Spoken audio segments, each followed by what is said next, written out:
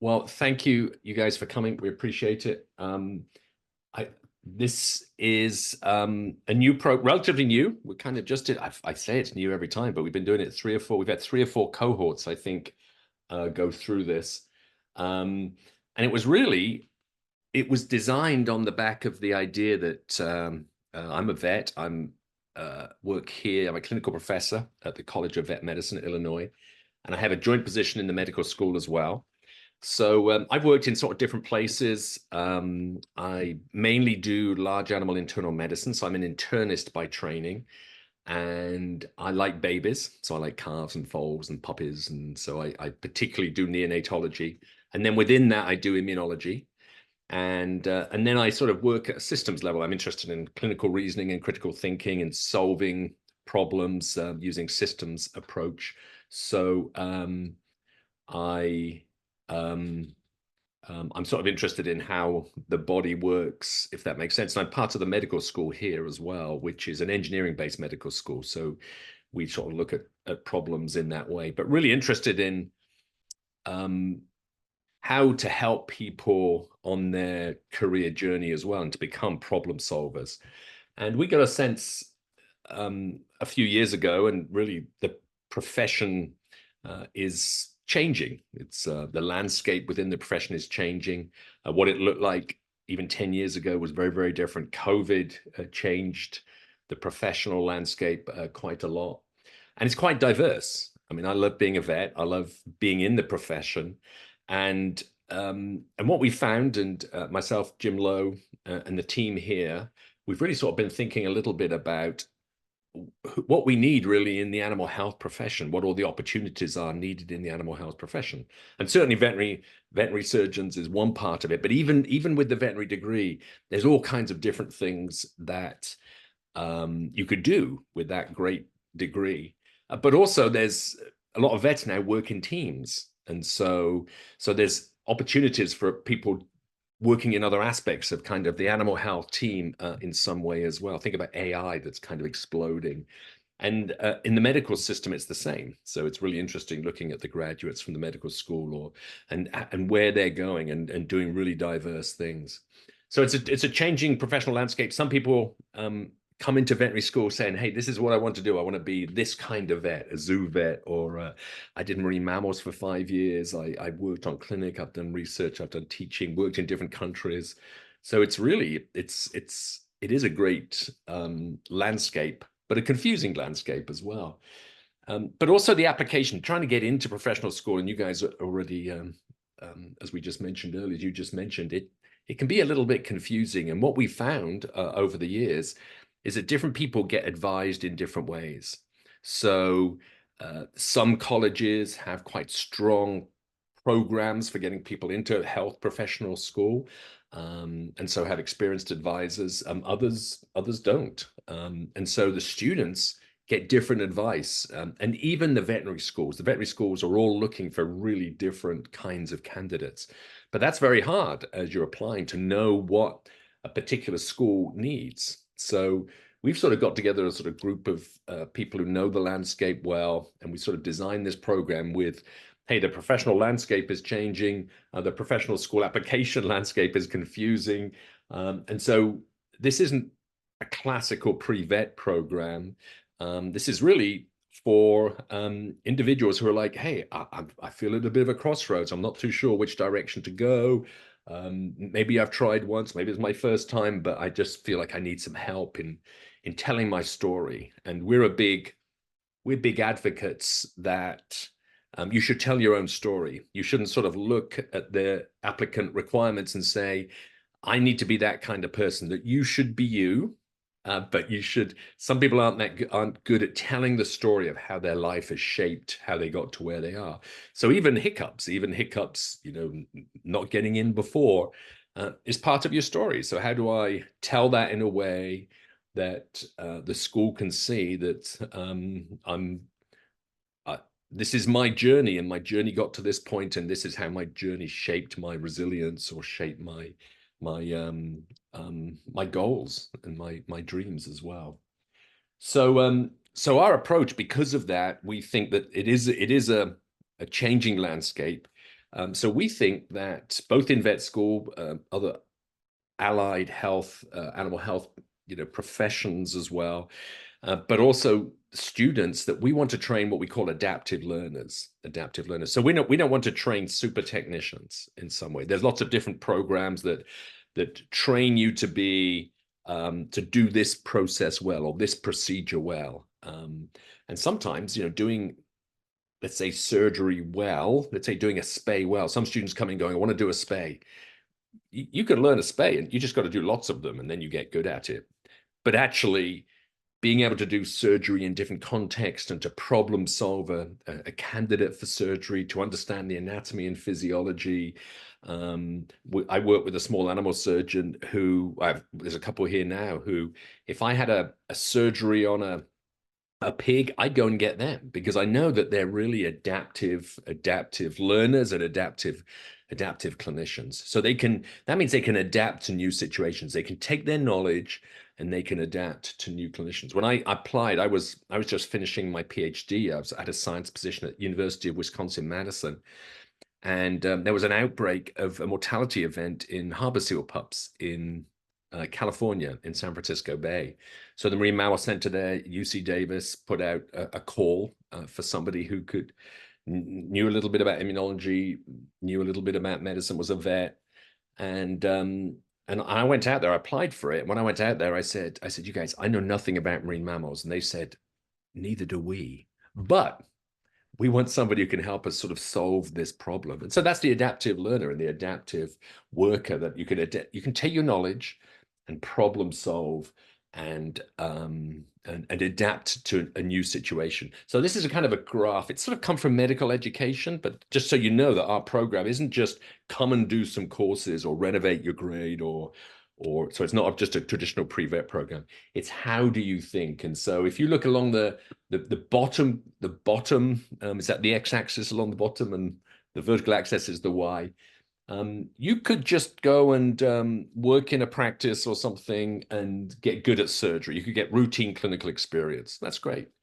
Or you could be a scientist and you could just go on the left-hand side and go up this side of the axis and I want to develop new knowledge. We're interested in training someone along this adaptability corridor. So I'm a good scientist, but I can problem solve and I can do surgeries and I can still do those routine clinical things. But we think because of this changing landscape, we need these adaptive clinicians. And to get there, you need to be an adaptive learner. So we have a sort of a case-based curriculum in which you're presented with different cases, you problem solve in a group. I'll tell you more about the process in a while, but you're going to get exposed to all different species and different kinds of problems. So it's going to keep you on your feet. It's not just sit and learn, memorize.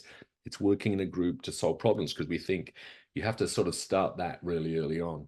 So we kind of have these core values that we are trying to foster, and these come out of actually what a lot of the admissions committees are looking for. So are you curious? Lots of people come in saying, oh, I really like animals. Well, of course you like animals. That doesn't differentiate you from any other student. But are you curious?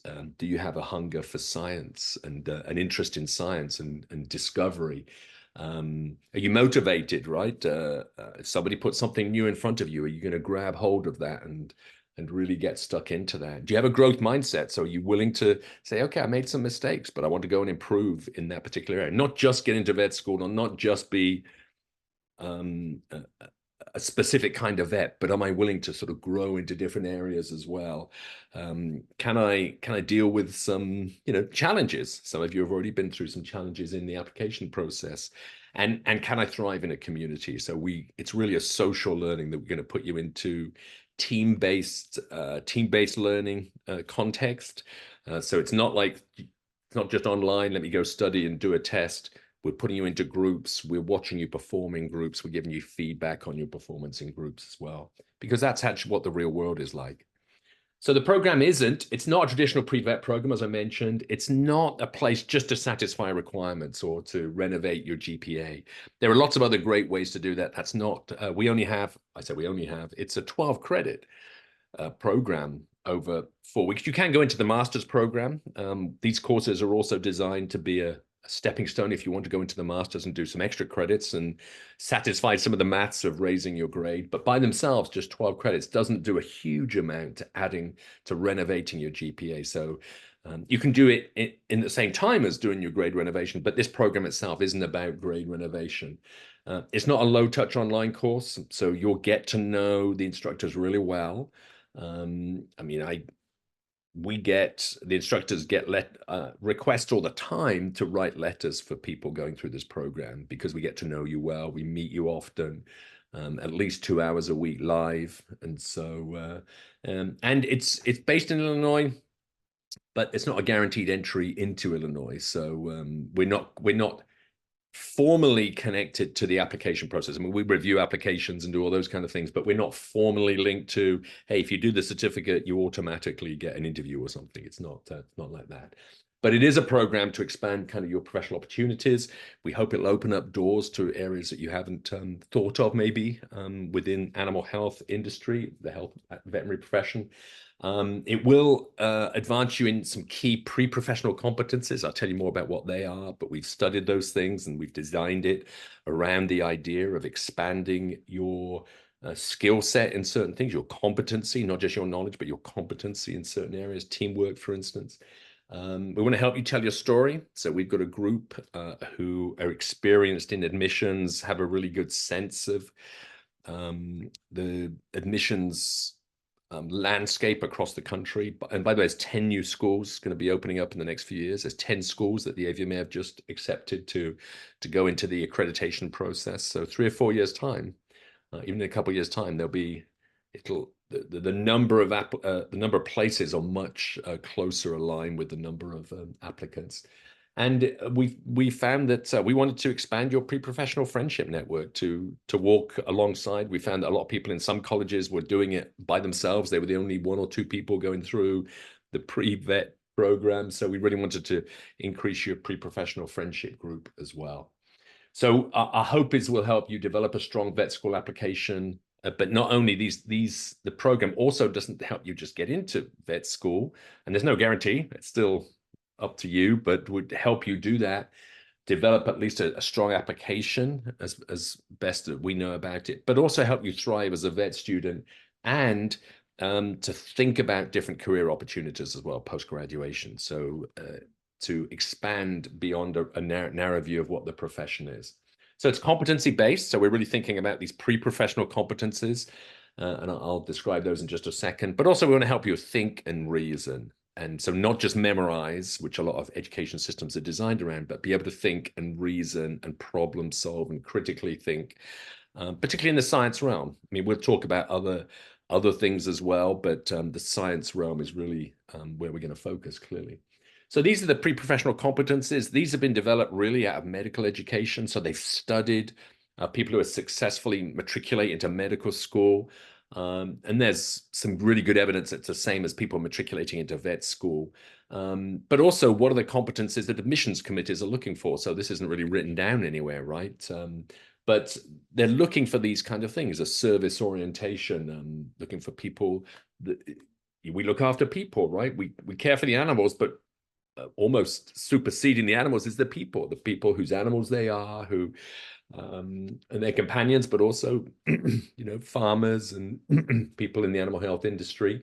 Vet med animals crosses across the whole country and the whole world, and socioeconomic divisions as well. So we want you to have cultural competencies as well, work in a team, be able to communicate orally, think about ethics. There's very often ethical questions that come up in the application process. So not only be able to answer those questions, but to develop a professional ethical framework as well, which most people at undergrad haven't experienced that as well.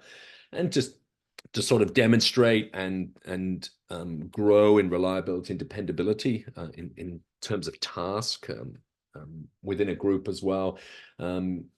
You're going to make some mistakes, so we haven't got an easy program. So there's some resilience and adaptability that we're looking for, and that you show a capacity for improvement. So we want you look at our students now are just finishing the 4th course in this year.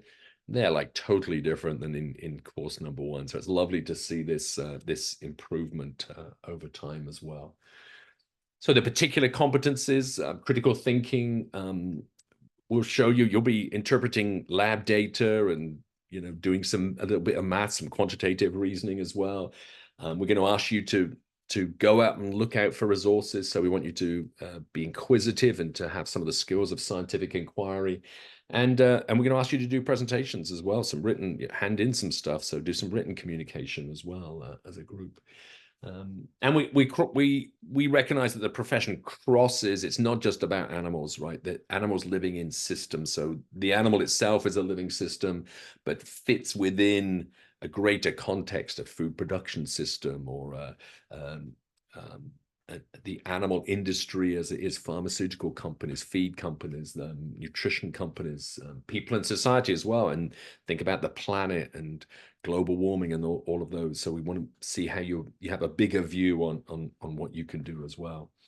And when you get in these different competencies, we certainly want you to progress within these competencies, but there's some competencies that you might not be able to, you might be quite advanced at, but so you want you to plan to develop in competencies. So if there's some competencies that this course doesn't cover, to plan that, to progress in these competencies, and then in your application package to demonstrate that as well. So our team can help and read your personal statements and help you craft your story in a good way. Not to trick the admissions committee, but to tell your story so that they can really know who you are through your package as well. So this is the program structure. We have 4 courses, and they're in blue there in the middle. There's one on the science of form and function, so anatomy, physiology, how the body works. There's the science of infectious agents, so microbiology and pathogens, but also how they interact with the host. So there's some immunology in there, infectious disease. The science of health homeostasis. So how does the host react to health challenges, whether that's dehydration, anemia, how does, a change of temperature, how does it respond to that? And then how do we evaluate health? So in the profession, how do we take samples? Which samples do we take? How do we use a stethoscope? How do we interpret blood samples as well? And really, this is sort of like a mini vet school, if you think about it, right? This is actually year 1 is structure and function. Year 2 is about pathology in some way. Year 3 is about the science of disease, which is, and then year 4 is out on clinics. So in some way, it's kind of giving you a bird's eye view of the profession in a little mini, in sort of 12 credits.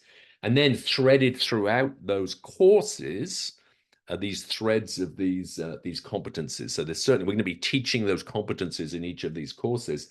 And then throughout it, though, through various seminars, through coaching from pod leaders, we put you into little pods, through mentorship and practice, you're going to be actually acting out, demonstrating those competencies as well.